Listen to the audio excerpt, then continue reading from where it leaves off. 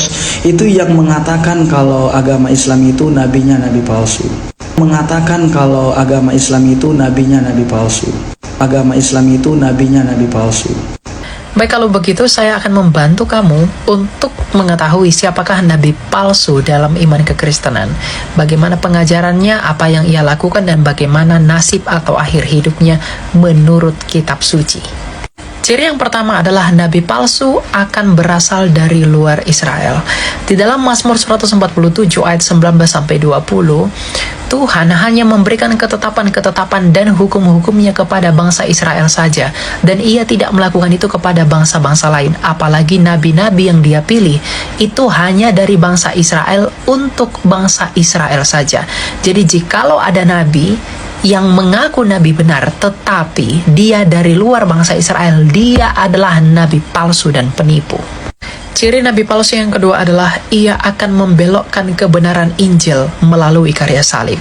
Dalam Galatia 1 ayat 8 dikatakan, jikalau ada orang yang memberitakan Injil yang lain selain daripada yang diberitakan oleh para rasul, maka terkutuklah dia. Jadi jikalau ada ajaran atau nabi yang mengajarkan Yesus tidak mati, atau Yesus bukan Tuhan, Yesus bukan juru selamat, maka dia adalah nabi palsu, karena Yesus harus mati untuk menggenapi nubuatan para nabi yang benar di perjanjian lama. Jadi jikalau ada nabi mengatakan Yesus itu tidak mati, atau bahkan Yesus itu bukan Tuhan, dia adalah nabi palsu.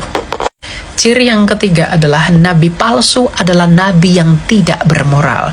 Dalam Matius 7 ayat 16, Tuhan Yesus mengenai hal pengajaran sesat bersabda bahwa dari buahnya lah kamu kenal mereka. Artinya Tuhan Yesus mau menegaskan bahwa nabi-nabi benar, rasul-rasul benar, dan utusan-utusan benar yang datang dari Tuhan akan hidup menurut kekudusan dan hidup menurut pengajaran dan kesetiaannya kepada hukum Taurat dan juga kepada hukum Kristus yang tertinggi, yaitu mengasihi Allah dan mengasihi sesama manusia. Bukan nabi yang mengikuti keinginan hatinya dan membuat pengajaran-pengajaran menurut kesukaan hatinya untuk memuaskan hawa nafsunya. Dan ciri yang berikutnya adalah nasib akhir dari nabi palsu, jikalau kita melihat dalam kitab Wahyu, akan dilemparkan ke dalam perapian yang menyala-nyala. Tetapi jika kita melihat dalam konteks perjanjian lama, hukuman yang diberikan Allah kepada nabi palsu seperti dalam Yeremia 23 ayat 15 adalah makan ipuh dan minum racun. Jadi nabi-nabi palsu itu Tuhan berikan minum racun untuk mati sebagai hukuman di perjanjian lama. Jadi itulah ciri-ciri nabi palsu dalam iman kekristenan. Dan yang paling mirisnya lagi adalah menurut kesaksian 2 Petrus 2 ayat 1 bahwa nabi palsu itu akan menyangkal sang penguasa dan sang penebus dan karyanya di atas kayu salib. Jadi berhikmatlah dan belajarlah.